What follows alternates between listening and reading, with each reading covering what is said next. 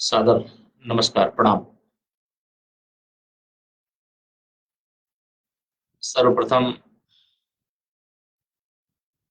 Bharatiya Janata party का जब मैं प्रदेश अध्यक्ष था, उस समय मेरे साथी के रूप में गोरखपुर क्षेत्र के क्षेत्रीय अध्यक्ष और बाद में पार्टी के प्रदेश उपाध्यक्ष के रूप में जिन्होंने पार्टी की इतनी सेवा की है जिसे शब्दों में व्यक्त करना संभव नहीं है। ऐसे उपेंद्र दत्त शुक्ला जी हम सबको छोड़ करके चले गए। अचानक वह व्यक्ति इतने साहसी, इतने मृदुभाषी, संगठन में अनेक कार्यकर्ता अलग अलग प्रतिभाओं के धनी हैं, लेकिन मैंने उनको निकट से देखा, समझा कि वह किसी भी कार्यकर्ता को डांटने की ताकत भी रखते थे और अगर वो नाराज हो तो उसको मनाने की भी क्षमता उनके अंदर थी। गोरखपुर लोकसभा से पार्टी ने उन्हें प्रत्याशी बनाया। थोड़े अंतर से उपचुनाव में उन्हें उन्हें विजय प्राप्त नहीं हो सकी। हम लोग उनको लेकर के बहुत सारी बातें सोचते थे कि ऐसे कर्मठ कार्यकर्ता जो पार्टी की दिन रात सेवा किए, अपने स्वास्थ्य का ध्यान नहीं रखे और जब कल हम सबको छोड़ करके गए तो अंतिम समय तक पार्टी के निर्देश के क्रम में समाज की सेवा में अपने आप को समर्पित रखा। मुझे व्यक्तिगत तौर से उपेंद्र दत्त शुक्ल जी के असामयिक निधन निधन के कारण से बहुत दुख है। मुझे ही नहीं, मैं कहूं कि पार्टी परिवार के प्रत्येक सदस्य आज इस विषय को लेकर के दुखी हैं। परिजनों पर क्या बीत रही होगी इसका अंदाजा हम आप स्वयं लगा सकते हैं। अंतिम विदा देने के लिए जाने की बहुत इच्छा होते हुए भी आज चूंकि लॉकडाउन के कारण से जाने का कार्यक्रम नहीं बना, लेकिन मैं अपनी विनम्र श्रद्धांजलि अर्पित करता हूं। भगवान से प्रार्थना करता हूं कि परिवारजनों को, समर्थकों, शुभचिंतकों को यह दुख सहन करने की ताकत दें और ऐसे पुण्यात्मा को, ऐसे धर्मात्मा को अपने चरणों में स्थान प्रदान करें। मैं ईश्वर से ही प्रार्थना करता हूं। आज राष्ट्रीय प्रौद्योगिकी दिवस है। शायद आप सब लोगों को याद होगा, जब देश के प्रधानमंत्री पूज्य अटल बिहारी वाजपेयी थे, उन्होंने भारत को परमाणु शक्ति संपन्न राष्ट्र बनाने का काम आज ही की तिथि में 11 मई 1998 को किया था। मैं आज के दिन अपने प्रधानमंत्री के रूप में देश को परमाणु शक्ति संपन्न बनाने वाले पूज्य अटल बिहारी वाजपेयी जी को तो नमन करता ही हूं, लेकिन अपने उन तमाम महान वैज्ञानिकों को जिन्होंने दिन रात एक करके भारत को हर क्षेत्र में प्रथम पंक्ति में ले जाकर के खड़े करने का लगातार प्रयास किया है, मैं ऐसे सभी अपने वैज्ञानिकों को, शोधकर्ताओं को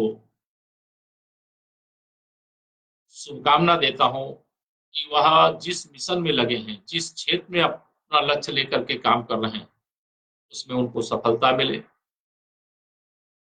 ऐसी कामना करता हूं। आज देश के हमारे आदरणीय प्रधानमंत्री माननीय श्री नरेंद्र मोदी जी देश के सभी मुख्यमंत्रियों के साथ बैठक करने वाले हैं। 17 मई को जो लॉकडाउन है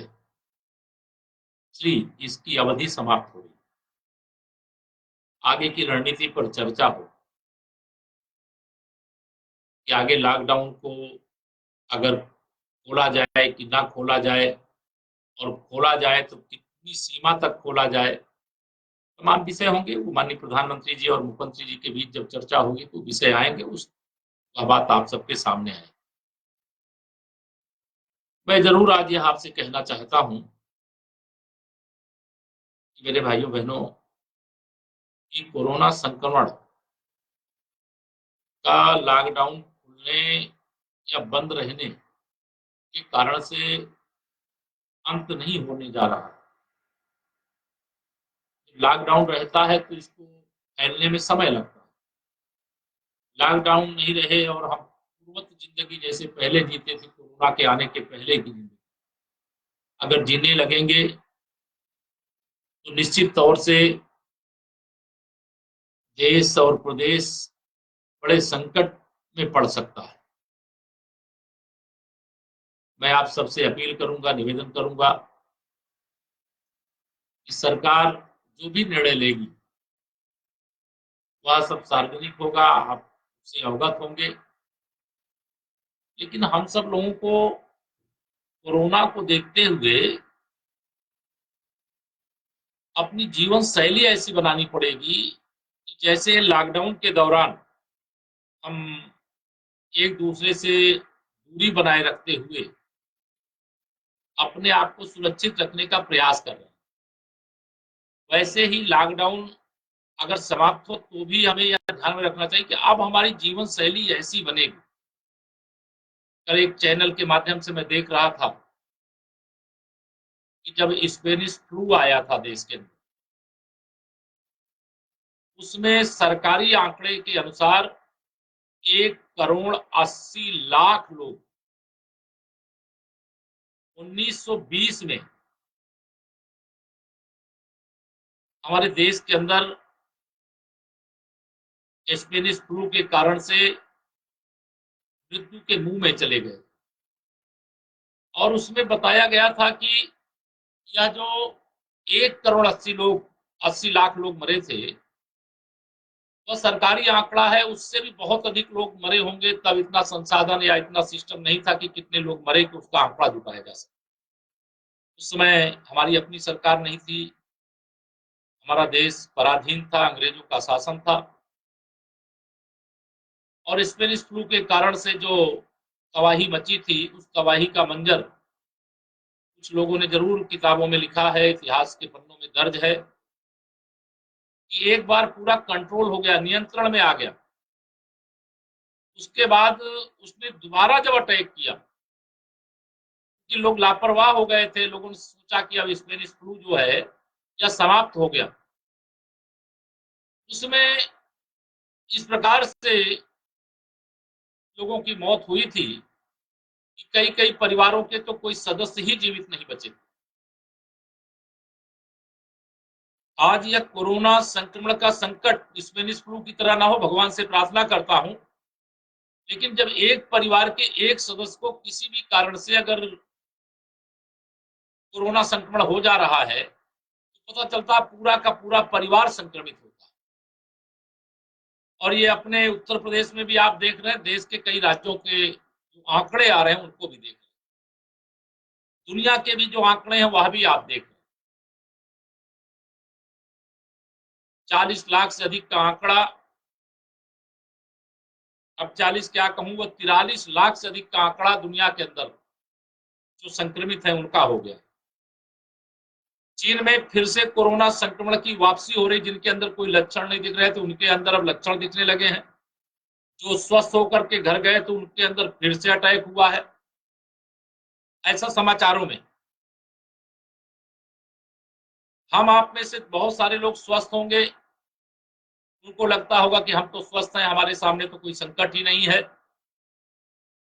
जहां जिस चीन के वुहान शहर से यह संक्रमण प्रारंभ हुआ है, वहीं फिर से जो स्वस्थ हैं उनके अंदर संक्रमण दिखाई देने लगा है। जो इलाज के बाद स्वस्थ होकर के घर गए थे उनके अंदर फिर से संक्रमण प्रकट हो रहा है। ये सारी बात मैं इसलिए बता रहा हूं कि थोड़ा इस समय डरने की, सावधान रहने की जरूरत है। संकट का समय है। हमारे प्रदेश के और हमारे पड़ोसी प्रदेशों के बहुत सारे हमारे मजदूर भाई बहन दूसरे प्रदेशों में रोजी रोटी के लिए जाते हैं। अब एकाएक वो वापसी चाह रहे हैं। सरकार के स्तर पर जितने लोगों को लाया जा सकता है वो लाने का भरसक प्रयास किया जा रहा है,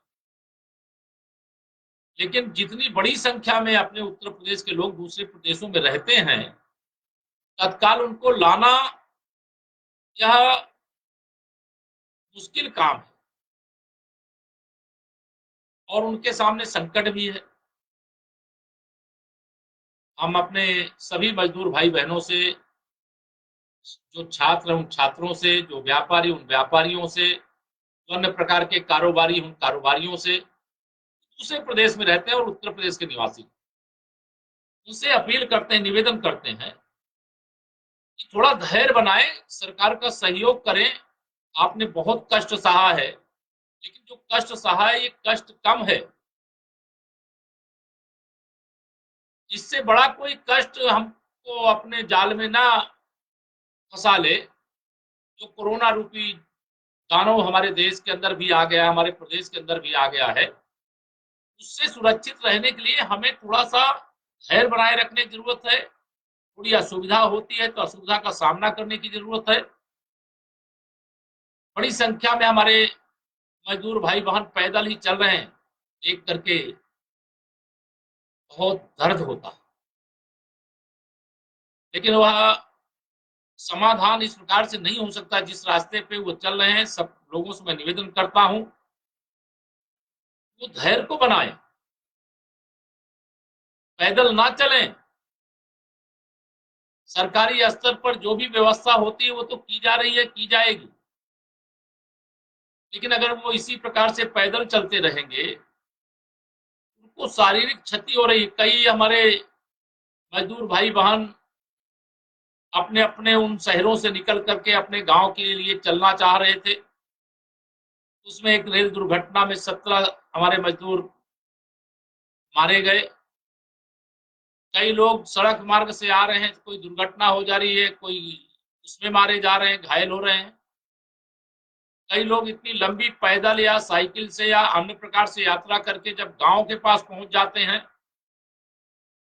तो गांव के पास पहुंचने के पहले ही उनको मौत के मुंह में जाना पड़ा है। तो हम तो जीवन की तलाश में, हमारा जीवन सुरक्षित रहेगा तो सब कुछ सुरक्षित रहेगा।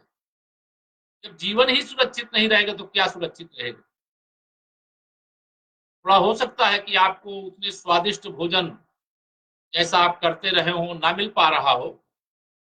कई मैं अपने चैनलों में अपने तमाम मजदूर भाई बहनों के इस प्रकार की दाल चावल मिला है, रोटी सब्जी मिली है और हमारा सारा पैसा 1.5 महीने में खत्म हो गया है, मालूम है। आप अपना रजिस्ट्रेशन कराइए, अपने बारे में सूचना दीजिए। हर राज्य के प्रभारी आपकी सूचनाएं भी आ रही हैं। जिन राज्यों में आप हैं उन राज्य की सरकारों से भी संवाद किया जा रहा है, जो व्यवस्था कराई जा सकती है कराया जा रहा है। आप जिस प्रकार से उत्तर प्रदेश के हैं उसी प्रकार से हमारे देश के नागरिक हैं, जिस प्रदेश में रहते हैं उस प्रदेश के भी सब कुछ हैं। अपनी सुरक्षा को ध्यान में रख करके कृपा करके पैदल ना चलिए। जो असुविधा है जहां है वहीं उस असुविधा से लड़िए और हिंसा का रास्ता मत अपनाइए। कई स्थानों पे पुलिस को निर्देश होता है कि भाई अभी पैदल जाने से रोकना है। अभी अगर कोई ट्रेन है उसमें 2000 लोग जा सकते हैं, स्टेशन पे 10,000 लोग आ जाएंगे, तो ट्रेन की एक क्षमता है, उसमें भी सोशल डिस्टेंसिंग, शारीरिक दूरी बना करके बैठने का काम। और जिस स्टेशन से चलेंगे जहां आपको पहुंचना उस स्टेशन के बीच में कहीं रुकने की बात नहीं है। अभी कल एक ट्रेन से जो लखनऊ आकर के रुकनी थी, हमारे दो शाहजहांपुर के मजदूर भाई बहन थे, वो चलती ट्रेन में ही कूद गए, घायल हो गए। ऐसा काम क्यों करते हो। जान है तो जहान है, जिंदगी की हर कीमत पर रक्षा करना है। हमारे चिकित्सक दिन रात परिश्रम कर रहे हैं। हमारे सुरक्षा से जुड़े हुए सारे अधिकारी, सभी जवान रात दिन परिश्रम कर रहे हैं। प्रशासन के भी सारे तंत्र का उपयोग हो रहा है। सारी बातों को ध्यान में रख करके मैं आप सबसे निवेदन करता हूं कि अपनी सुरक्षा के दृष्टिगत सावधान रहिए, सुरक्षित रहिए, जहां है वहीं पर रहिए। जब आपका नंबर आवे, जब आपको सूचना दी जाए, तभी आप अपने निवास स्थान से निकलिए। आज मैं दो दृष्टियों से आप सबके बीच में आया था। एक तो मेरे बहुत ही प्रिय साथी, बड़े भाई की तरह मित्र, पार्टी के बहुत ही वरिष्ठ नेता और वर्तमान में प्रदेश के उपाध्यक्ष, गोरखपुर लोकसभा से चुनाव लड़े थे, बहुत थोड़े अंतर से चुनाव हार गए थे, ऐसे उपेंद्र दत्त शुक्ल जी का कल दुखद निधन हो गया। बहुत पीड़ा हमको भी है, मैं समझता हूँ हर कार्यकर्ता को है, और गोरखपुर क्षेत्र ही नहीं, पूरे उत्तर प्रदेश के अंदर और देश में भी उनको बहुत अच्छी तरह से बहुत सारे लोग जानते थे। आज उनका अंतिम संस्कार होना था, जाना भी चाहता था, लेकिन लॉकडाउन का पालन करते हुए मैं नहीं गया हूँ। जैसे ही लॉकडाउन समाप्त होगा, जो मर्यादा निर्धारित की जाएगी उसके अनुसार मैं जाऊंगा भी, और यहाँ आश्वासन भी देता हूँ कि परिवार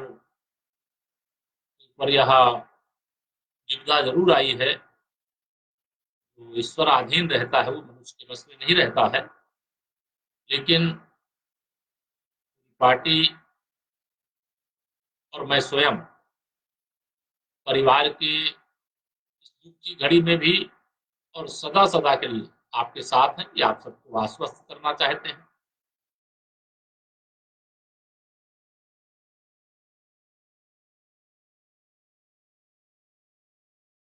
ध्यान दें और परिजनों और समर्थकों को यह दुख सहन करना चाहिए। आज राष्ट्रीय प्रौद्योगिकी दिवस था। आज 11 मई की तिथि को ही 1998 में अटल बिहारी वाजपेयी जी जब प्रधानमंत्री थे, तो देश अपना परमाणु शक्ति संपन्न राष्ट्र बना,